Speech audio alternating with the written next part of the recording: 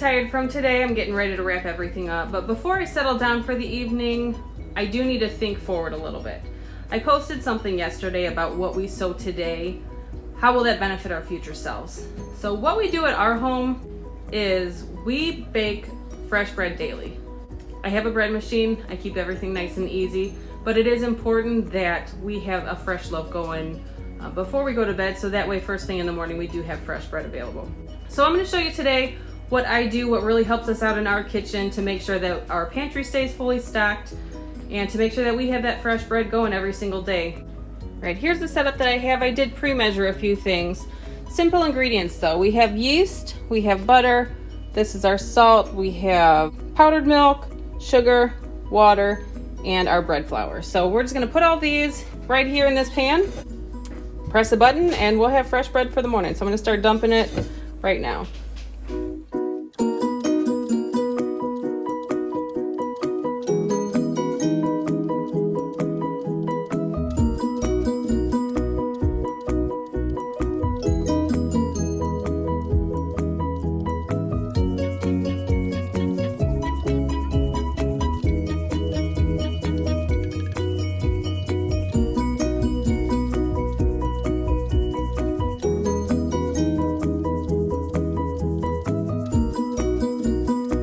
And that's everything that I need to add into my pan. Now that I have everything added into my pan, all I'm going to do is take that pan and drop it right into the bread machine. This one, the lid just lifts right up. This pan drops right in. And it locks right into place. Take that, put the handle down, and close it up. This particular model that I have, it does have an automatic yeast dispenser, so I'm going to put the yeast in right here at the top.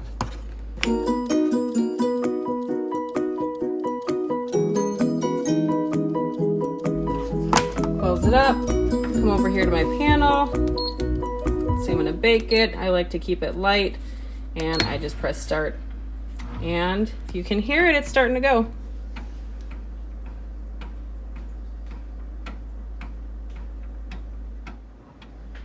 You can hear the bread machine going in the background. But what I want to add is why it's important to my family that we do this.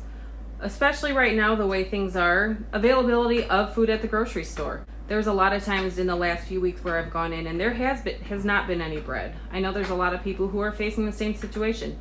There is no bread on the shelves. I personally never want to be in that situation. So this is how we've done it for the last several years. So we didn't have to deal with that concern about, are we going to be able to get what we need? Because we do this as a long-term thing, we go through a lot of flour at our house. So I do buy that in bulk. And where do I store it? I purchased a 50-pound bag of flour from GFS. It probably lasts us maybe 4 to 6 months. It lasts us quite a while. But how do you store 50 pounds of flour? I'll show you what we do. I keep our flour in 5-gallon buckets. I purchased them. They're food grade buckets. Got them from Tractor Supply. And I have them fitted with a gamma lid, which is just a screw-on lid. And I'll show you that in just a moment. But it makes storage really easy. We tuck it out of the way, pull it out as needed. We have a canister that we kind of keep full on the countertop so we don't have to keep dragging back and forth. But the 50-pound bag fits into 2 5-gallon buckets. You can get 25 pounds of flour into 1 5-gallon bucket. This just screws right off. You can screw it right back on. Very easy to use. And you can see here, they are food grade, very inexpensive also. I probably got these less than $5 at Tractor Supply.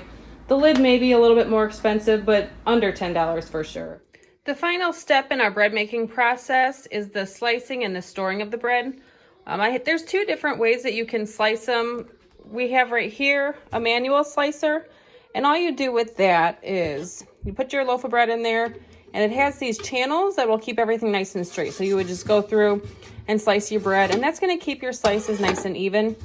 The one that we use, because we make bread so frequently, we did get an automatic bread slicer. This is just a meat slicer slash bread slicer. Very easy to use. Right here, you just make sure that it's unlocked, and this is just going to slide back and forth. So in order to use it, we just pop it on.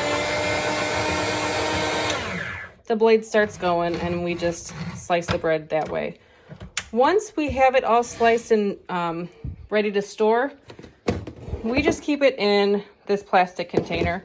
What I've done here, and it needs to be redone, but we have the recipe that we use for our bread machine.